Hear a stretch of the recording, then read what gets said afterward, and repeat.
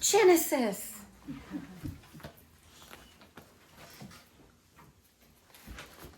Chapter 6. Moving right along. Okay. Before I get too far, since we spoke about wisdom this morning, part of that, okay, so if one of you asks me a question and then it comes out in a time like this, please don't think I'm picking on you. I'm not. Because if one of you asks, then probably we all need to hear it. And probably we all need to be aware of it, okay? So it's not a slap. I see everything. I'm an equal opportunity picker honor, and I see everything as a way to educate, okay? Does that make sense? Okay. So last week, something came up about Nephilim mythology. We were talking about mythology, okay? And we were talking about mythology and how the story of Noah and the Nephilim, and all, this is where you get the different starts of everybody's got a flood story. Every ethnic group has a flood story. This is where their gods all come from. This is where all the mythology starts, okay? All right. And then at some point later, we get Roman gods and Greek gods especially, where they cross over. And the gods mate with humans, okay? But they do it in the same way humans do. It's different than Yeshua. Completely different. So wisdom says, even if we want to relate to others, we need to be able to have a distinction. We need to be able to say, not the same.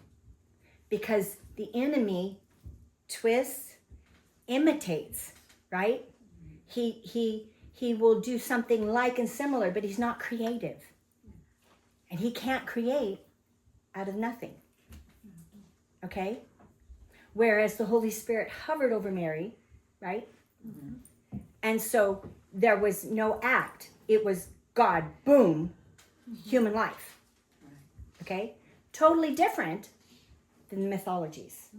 Okay? There has to be. So it's okay when you want to relate to somebody, because what did we talk about wisdom? Being able to talk to a non-believer.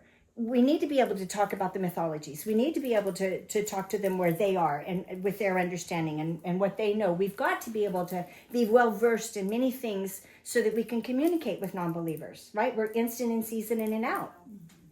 But we also have to be able to set that holy distinction, holy and set apart and different, okay? Does that make sense? Okay, so they're different. So you can use it as a similarity, but make sure you point out that God's way is higher, he's creative, and the enemy can only imitate and mimic. Okay, does that make sense? Okay. There are other instances. There are others. Sarah prayed for a child. That was a human act. God was still involved. But it's not the same as Yeshua. Hannah, same thing. Elizabeth. But that was... With Sarah, though, she decided to go the human way. Yes. First. Yes, yes. Which was not God's way. No, it was not God's way. And with Sarah, you also have to look at, there still was a miracle because dead is dead. Yep. Okay, when you cannot have a child any longer, you cannot have a child any longer. It's impossible. So God made a way. He brought life. Okay, so we've got, it's tiny little things that the enemy will use. Tiny little things. So I'm telling us, let's go up higher. Okay, let's dig deeper. Let's stand stronger. Okay, I told you, wisdom's going to make you stand out, and people are going to go, wow, did you really? I mean, is that detail really that important? Yes. Mm-hmm. Yes. Details are important when it comes to God. Okay? Yes. So, keep witnessing. Keep sharing. And you know what? You're going to make mistakes. He chose you. Go with it. Did he make a mistake choosing you? No, he didn't. He knows he uses us in spite of ourselves. Can I look back and look at all the times I go, oh man, I said that. Oh, I did that. Why didn't I change this? Why didn't I? Because I'm growing too, and I'm a human too. Make sure that we're sharp, and we keep learning. Are we too old to learn? Nope. No. None of us. And I said this when I was in Israel. Kahiliat Korea. They were talking about the movement of the Spirit, and the Spirit is now leading their congregation. It's a beautiful thing. And God gave me a word for them, and I don't remember all the word because it was for them, not me. But one thing I do remember: it's messy. It's messy, and we're going to make a mess of it sometimes. But you know what? He's bigger than that, and He'll cover it. It doesn't matter. So you just don't go, oh well, maybe I shouldn't say. No, you keep sharing, you keep talking. But as things come up, we learn and tweak, and we learn to get better. Does that make sense? Okay. So it's not admonishment and chastisement oh, stop and don't do that. No. Keep doing. Let's just sharpen our focus, and let's just be real detail. Learn to be a little more detail minded. Does that make sense? Okay. Order. I think? Huh? Order. Yeah. Order. Water was chaos, and He brought order. Okay? Spirit and truth. Okay? Let me tell you, in spite of me, I could share somebody. If the Holy Spirit is leading me to share, I can guarantee you, if my words fumble up and I mess up, the Holy Spirit's still going to move. And He's still going to accomplish what He needs to accomplish, in spite of whether I say it right or not. Okay? Okay. All right. Okay, now let's move on. Genesis 6, verse 9. Here is the history. You're going to find this a lot. And matter of fact, in Noah's story, you're going to find it a couple times, not just once. Okay? You're going to find it more than once. Here is the history of Noach and his generation. Noach, which means what? Rest? Means rest. Was a man righteous and wholehearted? Wait a minute. Nobody can be righteous. Surely that's a misprint. It always gets me when people go, oh, you can't be righteous. Yes, you can. But your righteousness isn't going to get you in heaven. But you can be righteous. Okay? You can be righteous. My father was a righteous man. Do we not have examples today of righteous people? We do. It's the saving of the Holocaust. And the Jewish people, they call them the righteous Gentiles. Why? Because they did the right thing. Here's what righteousness means. Oh, let me see if I can. It means to be just, to be lawful, to be right, to be correct. It's called Zadik. Zadik is righteousness. It comes from to be in the right, to have moral character, okay? Does that make sense? Okay. Noah was a righteous and wholehearted. Noah was a man, righteous and wholehearted. Wholehearted. You mean he wasn't double-minded? You mean he didn't have plan B? Oh, I wonder if he read James. No, that came a lot later. He was a righteous man in his generation.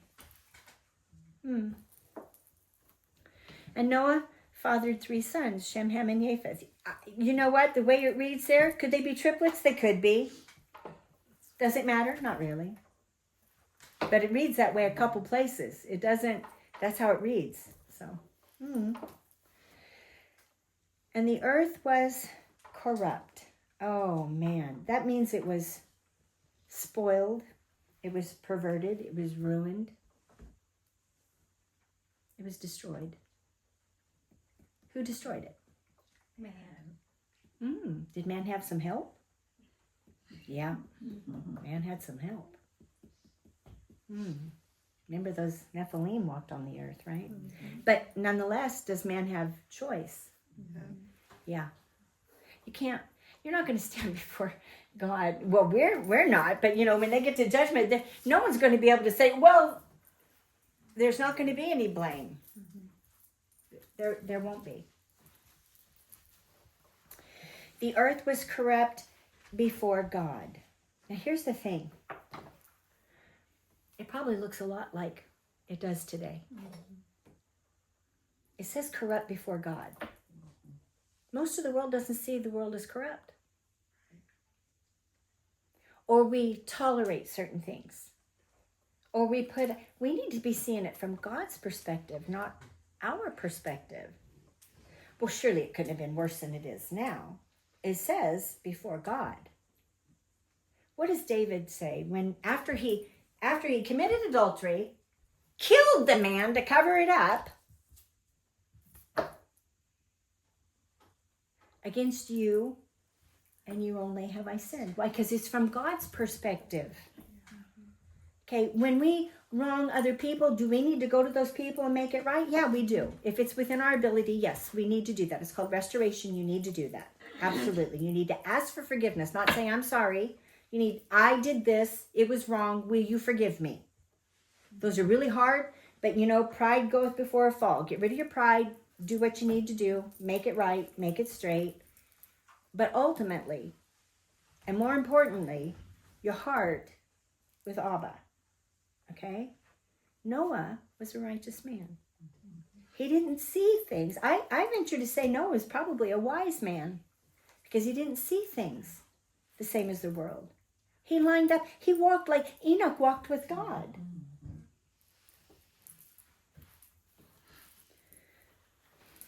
God saw the earth and yes, it was corrupt. For all living beings had corrupted their ways on the earth. See, not just humans. All living beings had corrupted their ways on the earth. Their way is the journey, their path. Okay, the way means the way you walk, the way you live. Okay?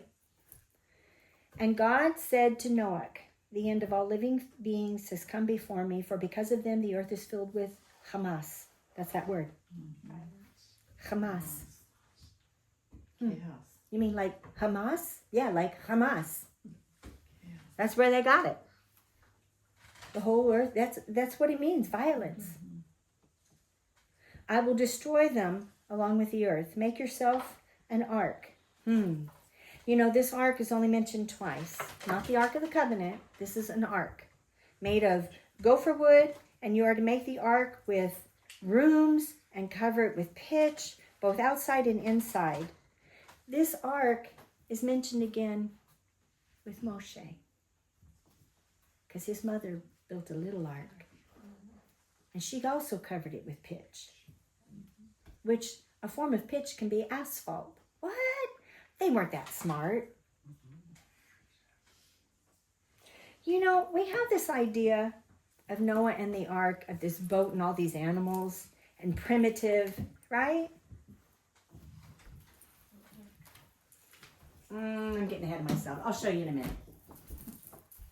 I'll show you. Make yourself an ark of gopher wood. You're to make it with rooms, cover it with pitch, both outside and inside. Isn't that interesting? Not just on the outside, but on the inside too. I can see my protection, as well as it's a double layer. Wow. Now, there's another ark, not this kind of ark, not Moses' kind of ark, that also has a cover. To what? Mercy. Mercy covers the law. Mercy covers the law. Mercy covers the law. And the angels stand guard.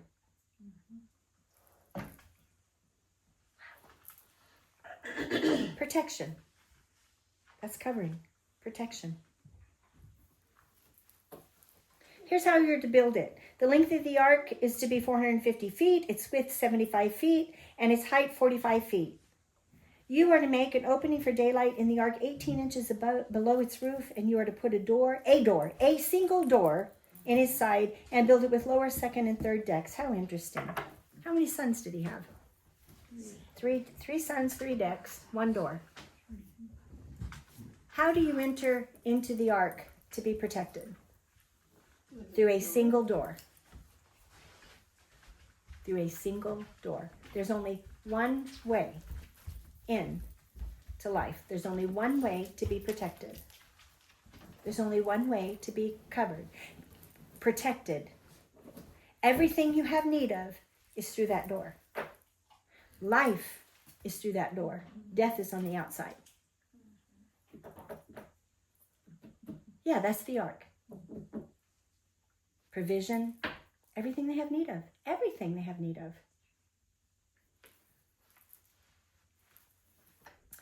Then I myself, meaning God, will bring the flood of water over the earth to destroy from under heaven every living thing that breathes.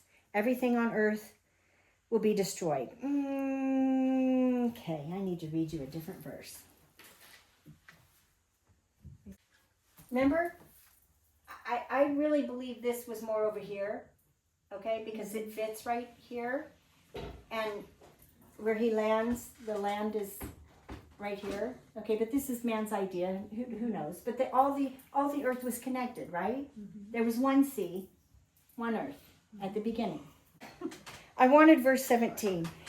It says, I myself will bring the floodwaters over the earth to destroy from under the heaven every living thing that breathes. In other words, but what it says in the Hebrew, it says everything on earth, it says right here, will be destroyed. But it says, Gava, will give up the breath. What will give up? Give up the breath. Oh. Everything on earth will give up the breath. Okay. God breathed ruach, life, into mankind. And what he's saying is, they're going to give up that breath. I'm going to remove my spirit. My spirit will not live in and contend with man. Isn't that what he said? Okay? They didn't just die. They gave up the breath. They gave up life. They gave up the spirit. Okay? That's what that means. That's that verse. Okay. So yeah, here's your man's version of the ark. This is in Kentucky. Thank you. That's the one. That's what I was thinking of. Kentucky. Okay. It's in Kentucky. So I did buy the book, so I borrowed some pictures just to show you. Because it's easier than passing a book around right now. So this is roughly the size, which is kind of hard to see, but you know, that's a human being right there. Okay? So does that give you a better understanding? Those are human beings. 1, 2, 3, 4 human beings right there. Mm-hmm. There's another human being right there.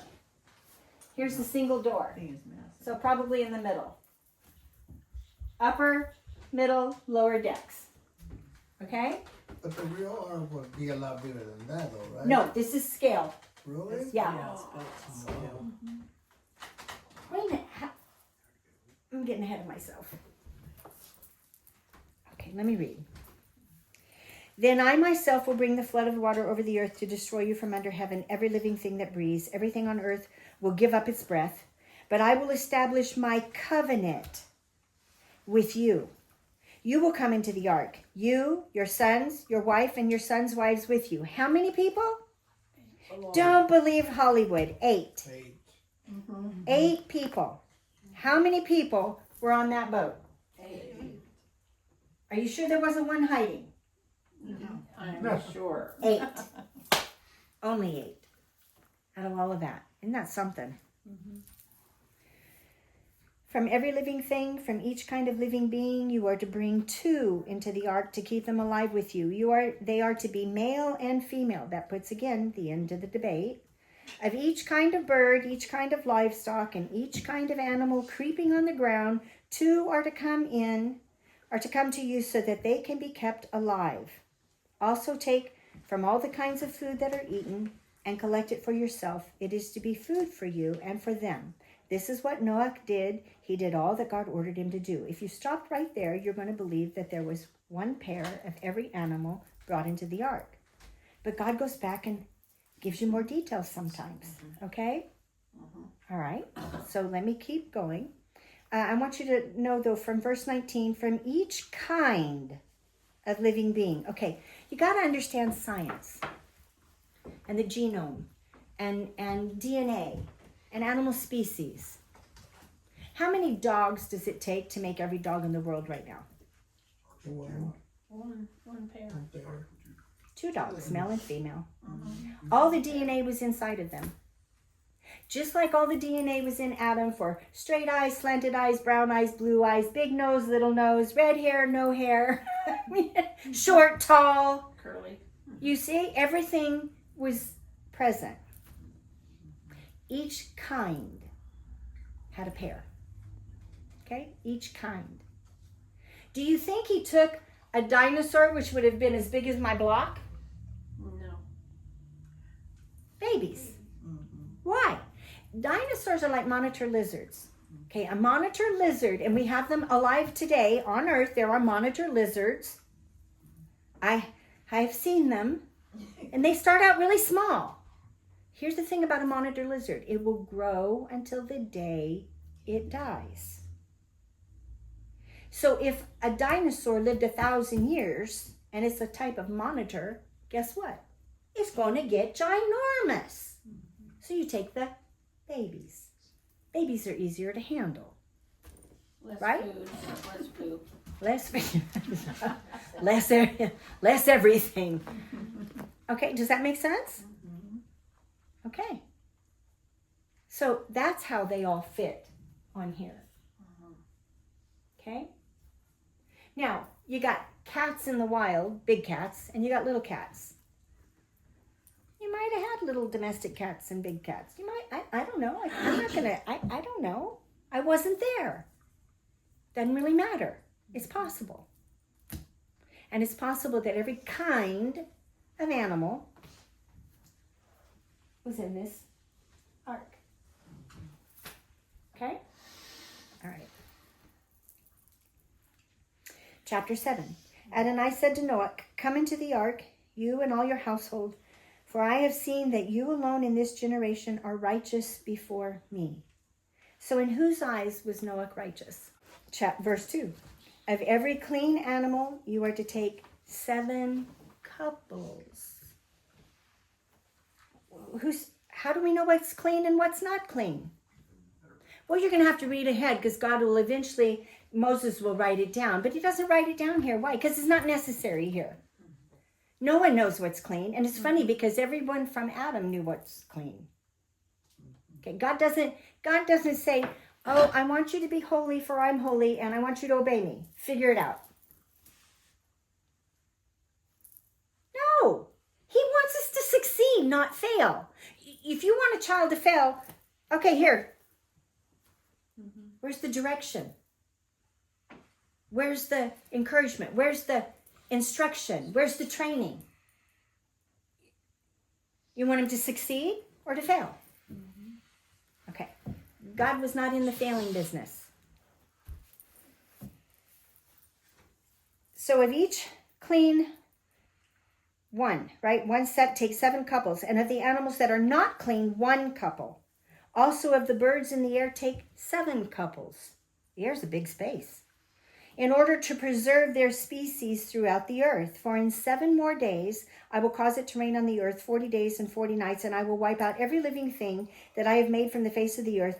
Noach did all that Adonai ordered him to do.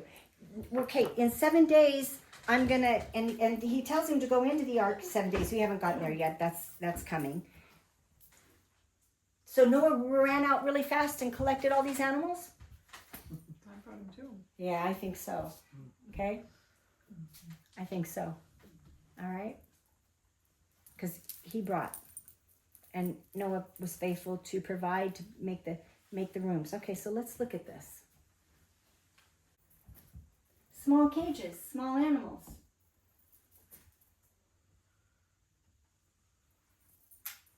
Larger cages, larger animals. But look, they're not full grown, are they? Dinosaurs! Yeah. in the 1980s, off the coast of, I believe it was Japan, they pulled up this sea creature. It looked very much like a rotten dinosaur. It wasn't dead millions of years to be pulled up like that. But they didn't keep it because they were fishermen and they wanted their load and so they cut it loose. But somebody snapped a picture. Food. They even had a library. I don't know that I took a picture of it, but here's your decks.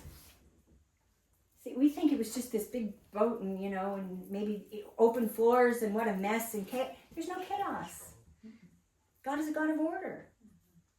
We think ignorant, Stone Age. No. They had a kitchen. More cages. This is man's rendering. Okay? It's probably, I'm sure it's different than this, but it's very similar. Mm-hmm. All of this was hand done, just like Noah would have done. And Noah had the skill. Why? Because God gives you the spirit and the skill and the wisdom. Bigger cages, smaller cages.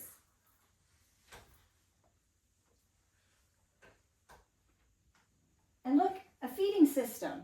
They weren't down. They didn't have to go and they had systems, but they were smart. Adam was smart. Mm-hmm. Okay, he was the supercomputer, the very first one. Here's your kitchen or your greenhouse. Why? Because there was a light. Although for 40 days and 40 nights there was darkness, right? But then eventually there was a window to bring in filtered light. I don't know, but like you were talking about this, the solar lights and things. Yeah. Like you can filter light in and you can have light. Mm-hmm. They weren't in the dark. Fresh air. They even, I know this blows people away, but if you go to Kentucky and you go see this, they even had a latrine system. Oh, why isn't this working? There we go. Okay, thank you. And Noah, here's the thing. Verse 5, chapter 7. Noah did all that Adonai ordered him to do. Now, God, can we talk about this? You want me to what?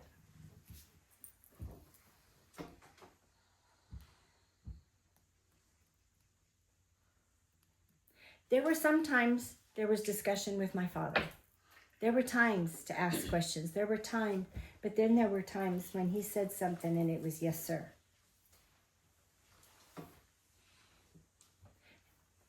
He understood my curiosity. He told me all the time, keep asking questions.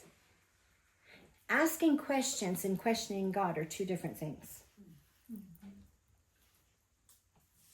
Asking questions and questioning God are two different things. Okay? We're curious. We want to know. Sometimes with my children, I would tell them why they figured out how. We want to know why. But sometimes, God already told him why. I'm going to wipe it out. I'm going to. He didn't question. He was a righteous man before God. Okay? Obedience is better than sacrifice. Surrender. Submission. We have fine examples of this. Noah's one of the first. Adam blew it. Right? Mm-hmm. Adam blew it.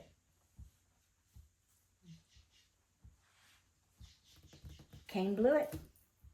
Abel got it right. Enoch got it right. Noah got it right. The next one we're going to read about that gets it right. Abram. Mm-hmm. Noah was 600 years old. What? When the water flooded the earth. Okay, he was 500 years old when he comes on the scene and God says righteous and so we don't know. Could it have taken 100 years to build it? It could have. I don't think so. I don't. I don't know. Maybe so. He just tells us that at 500 he fathered 3 sons. And so at 600 when the ark is complete, or when he's here saying when the flood when the water flooded the earth, boy, that's a tongue twister. He was 600 years old. So therefore, Shem, Ham, and Japheth are 100. Noah went into the ark with his sons, his wife, and his sons' wives because of the flood waters. Were the flood waters there? That's why they went into the ark? No, the flood hasn't come yet.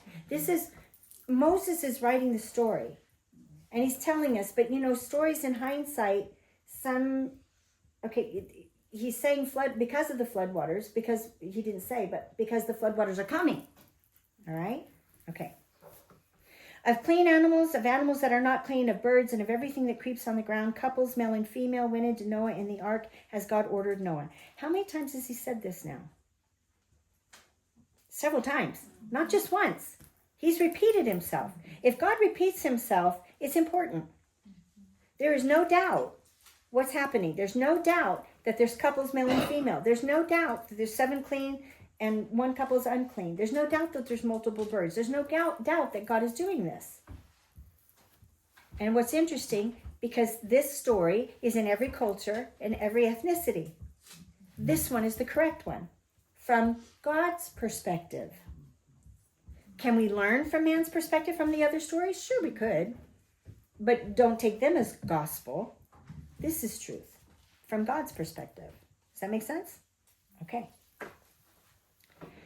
Male and female went into Noach in the ark as God had ordered Noah. And after 7 days, the water flooded the earth. And on the 17th day of the 2nd month of the 600th year of Noach's life, all of the fountains of the great deep were broken up and the windows of the sky were opened, and it rained on earth 40 days and 40 nights.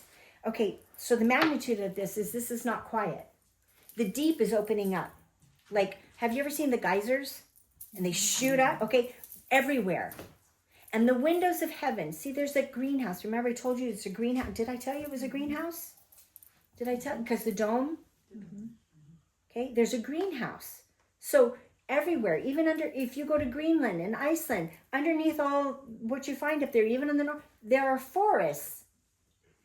Okay, because the whole earth was green. The whole earth was a greenhouse. So when he opens up the windows of heaven, he's breaking through that dome, and water is just coming for 40 days and 40 nights. What's the longest rain we've had? About a week? And we're like, enough already! 40 days and 40 nights. Wow. On that same day that Noah entered the ark with Shem, Ham, Japheth, the sons of Noah, Noah's wife, and the 3 wives of his sons accompanying them, they and every animal of every species. Now we get that term, species, which reiterates what I told you. It's each kind, each species, not every single variation, okay? All the livestock of every species, every animal that creeps on the ground of every species, and every bird of every species, all sorts of winged creatures. He's saying it again. He's repeating himself. They went into Noach in the ark, couples from every kind of living thing that breathes. I think this story is important if he keeps repeating it. Those that entered in went in, male and female, from every kind of living being, as God had ordered him, and Adonai shut him inside. If God's door closes, I want to be on the inside. Oh, yeah. So the ark is kind of like another garden. And I don't have a picture of it. And the ark is a covering, right? It's got covering inside and out. It's a shelter. There's one way in, one door. Just like the Garden of Eden, there was one way in. Just like the temple, the holies and the holy of holies, there's one way in. In the tabernacle, there was one gate to go into the court, to go into the holies, to go into the holy of holies. Just like to enter into heaven, into the throne room, there's one way in. Noah is a picture. And salvation was entering God's way, not man's way. Outside is death. Outside is destruction. Outside is chaos. Outside is judgment. But the righteous were saved. And they didn't taste or experience, well, they experienced, but they didn't taste the judgment. We find that in Goshen. It's the same in Revelation. Don't let Revelation scare you. Because we're his. And if we're his, perfect love casts out all fear. Right? Yes. Oh, not just you. I'm not speaking just to you. We have nothing to be afraid of. If we are his, if we have surrendered, if we are fully submitted, if I am confident of who he is, I have all of this. They had none of this. You realize the children of Israel had none of this. When they entered the promised land, they had none of this. We have everything written down for our learning, that we through patience and comfort of the scriptures might have hope. And what is hope? The substance. What is faith? The substance of things hoped for. I don't have to hope. I know. It cost me very little faith of hope. I know. You see what I'm saying? You got to know. I want you to possess this down deep inside of you, of who he is, what he's done. If he went to this length to save the world for one righteous man, that we could have relationship. Wow. Where am I? I don't even know. Oh, God shut him inside. All right, the flood was 40 days on the earth, and the water grew higher and increased and floated the ark so that it was lifted up off the earth. Oh, man. I need you to go into the ark.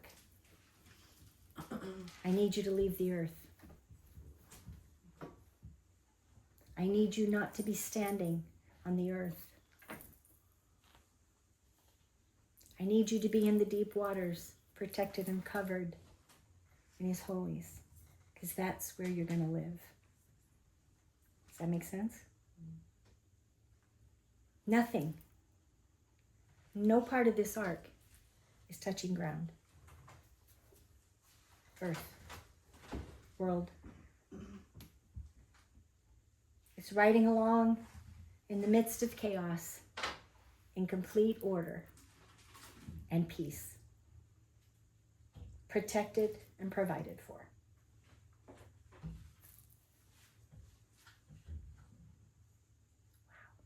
Wow. Never saw it that way, huh? This vast world. Nothing, if he could see outside the ark, nothing but water. Nothing but water. No land, no sky when it's rain, nothing. And but God's protection and his covering and his provision and his grace and his mercy and his peace. Everything they had need of, life, was inside that little vessel. Nothing tethered to the ground. Get off the ground. Get into your ark. That's it.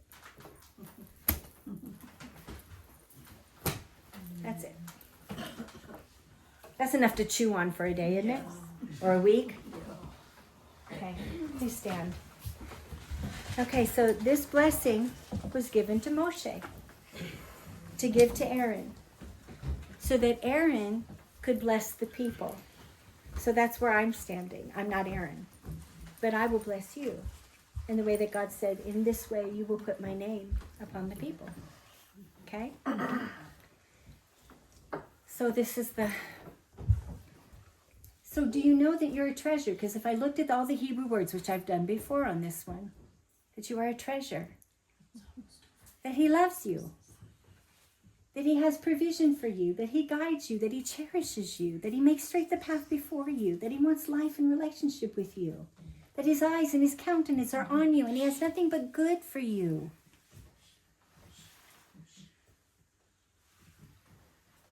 Shabbat shalom.